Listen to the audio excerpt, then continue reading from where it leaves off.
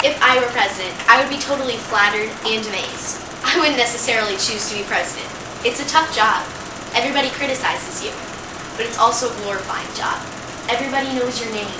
You're a world leader, the role model of millions. You have opportunities to make big changes, ones that could last forever. One thing I would focus on if I were president would be world poverty. There are sick, starving, and homeless people in many poor countries all over the world.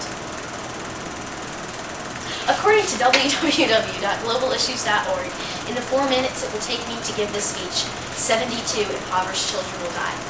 I think that's unacceptable. The USA can donate so much, yet we do so little. Did you know that the amount of money we donate to impoverished countries is less than 0.5% of our national budget? Some might say, why should I concentrate on global poverty? Just leave it to them, you might say. It's their problem, not ours. Well, those people who say that will find it becomes their problem very quickly. Think about it. If countries are impoverished, they are weakened, so it's more likely for terrorists to move in and take over their government. As President George W. Bush said in the 2002 National Security Strategy, poverty, weak institutions, and corruption can make weak states vulnerable to terrorist networks and drug cartels within their borders. No, okay, I'm just going to read things. Oh, okay, I'll just skip to that part. There's something I said before that, but... Okay. Yeah. Although there are many issues that need to be addressed with global poverty, I'm going to discuss just 3 of them with you today. Debt, education, and maternal and child health care. First, there are all of the debts that these countries are in. They're basically in a hole. If I were president, we would do more. Secondly, education.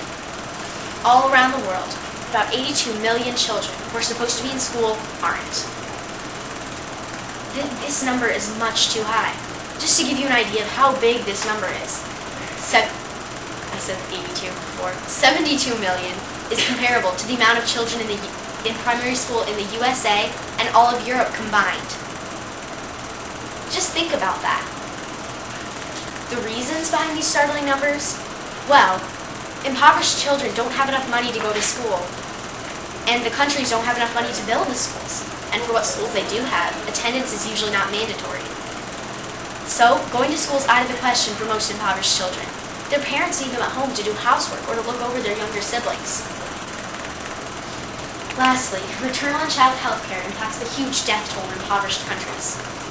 All around the world, every year, about 500,000 mothers, 500,000 children die before their 5th birthday.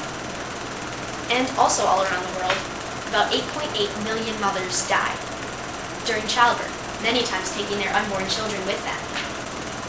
World poverty is a huge issue and action needs to be taken. I don't think that the world can afford to wait until I become president. It needs to happen now. Join the Organization One, an organization that works closely with poverty-stricken countries' leaders to promote change.